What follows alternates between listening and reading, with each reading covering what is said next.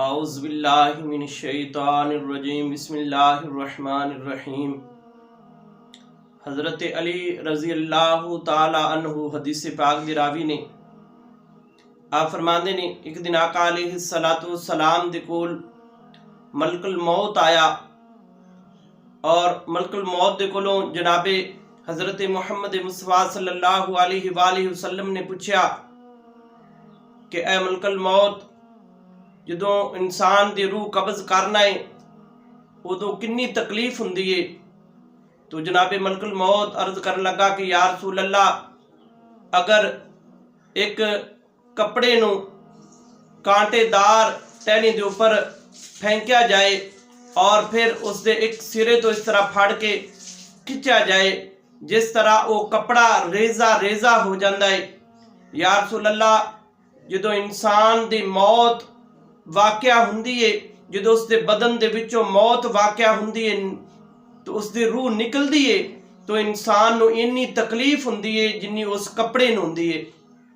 تو میرے آقا کریم صلی اللہ علیہ وآلہ وسلم نے ارشاد فرمایا، اے ملک الموت، جدو میرے امتی دی روح قبض کریں تو انہوں انی تکلیف نہ دیں۔ تو جناب ملک الموت عرض کرن لگا کہ یا رسول اللہ، اگر تیرا امتی ہر فرض نماز تو بعد آیت الکرسی پڑھے گا تو اس دی روح اس طرح قبض ہوئے گی کہ جس طرح انبیاء کرام دی روح قبض ہوندی ہے، اور اس دی روح اس طرح قبض ہوئے گی کہ جس طرح مکھن دے وچوں ایک وال باہر نکال دیئے، مکھن نو کوئی تکلیف نہیں پہنچ دی، تو اس طرح انہوں کوئی تکلیف نہیں پہنچے گی۔ تو میرے آقا کریم صلی اللہ علیہ وآلہ وسلم نے ارشاد فرمایا کہ فرض نماز تو بعد آیت الکرسی پڑھنے والا شخص جنت دے اندر جائے گا، اور اس دے اور جنت دے درمیان جو چیز حائل ہے وہ صرف اور صرف موت ہے۔ جدو انسان دی موت واقعہ ہوئے گی وہ انسان سیدھا جنت دے اندر جائے گا۔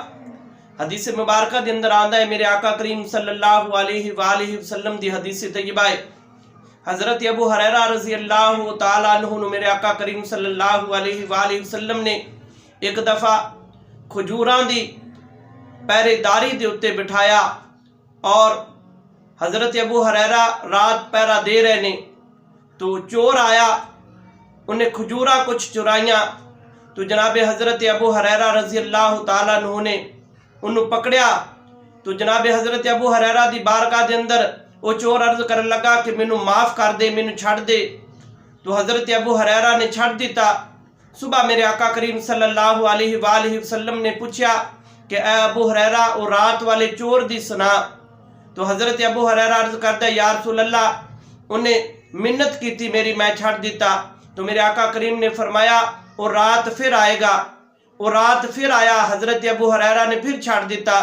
میرے آقا کریم صلی اللہ علیہ وآلہ وسلم نے پوچھا کہ ابو ہریرہ رات والے چور دی سنا۔ تو جناب حضرت ابو ہریرہ عرض کر دینے، یا رسول اللہ انہیں منت کی تھی میں چھاڑ دیتا۔ حضور فرمایا آج رات پھر آئے گا۔ جب تیسری رات پھر آیا تو حضرت ابو ہریرہ رضی اللہ تعالیٰ عنہ نے اس چور نو پکڑیا، تو وہ چور جان لگا کہنے لگا کہ اے ابو ہریرہ رات سون لگیا 3 دفعہ یا 7 مرتبہ آیت الکرسی پڑھ کے تسی اپنے مال نو پھوک دیو تو چور اس مال نو نہیں لٹے گا۔ تو صبح میرے آقا کریم صلی اللہ علیہ وآلہ وسلم دا دربار لگا، تو میرے آقا کریم صلی اللہ علیہ وآلہ وسلم نے پوچھا ہے ابو ہریرہ رات والے چور دے متعلق سنا۔ تو جناب حضرت ابو ہریرہ عرض کرتے ہیں، یا رسول اللہ وہ چور جان لگیا یہ کہہ کے گیا ہے کہ اے ابو ہریرہ تسی اپنے مال نو 3 دفعہ آیت الکرسی پڑھ کے پھوک مارو، اس مال نو چور نہیں لٹے گا۔ تو میرے آقا کریم صلی اللہ علیہ وآلہ وسلم مسکرائے اور فرمایا کہ اے ابو ہریرہ او چور ہے جھوٹا سی لیکن گل سچی کر کے گیا، ابو ہریرہ تو جاننا ہے کون سی؟ تو جناب حضرت ابو ہریرہ عرض کر دیں، یا رسول اللہ میں نہیں جاندا۔ تو میرے کریم لجپال آقا صلی اللہ علیہ وآلہ وسلم نے ارشاد فرمایا، اے ابو ہریرہ وہ شیطان سی، تو وہ شیطان ہے جھوٹا سی لیکن جان لگا تینوں گل سچی کر کے گیا ہے۔ تو دوستان محترم آیت الکرسی دی بہت بڑی فضیلت ہے، اگر تسی سواری تے سوار ہو رہے ہو تو 3 دفعہ آیت الکرسی پڑھ کے اپنے اوپر پھونکو تو اللہ تبارک و تعالی تانوں خیر و عافیت دے نال منزل مقصود تے پہنچائے گا۔ اور پھر فرمایا کہ رات نو سون لگے اپنے بستر دے اوپر پے 3 دفعہ آیت الکرسی پڑھ کے سون تو شیطان دی حفاظت دے اندر تسی رہو گے، اللہ تبارک و تعالیٰ تانوں اپنی حفاظت دے اندر رکھے گا۔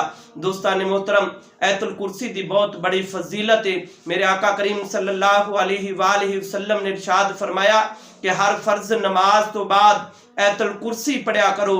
آیت الکرسی پڑھن والا شخص جڑا ہے انہوں موت دے اندر ان دی روح دے اندر آسانی پیدا ہوئے گی، اور جدو وہ فوت ہوئے گا وہ سیدھا جنت دے اندر جائے گا۔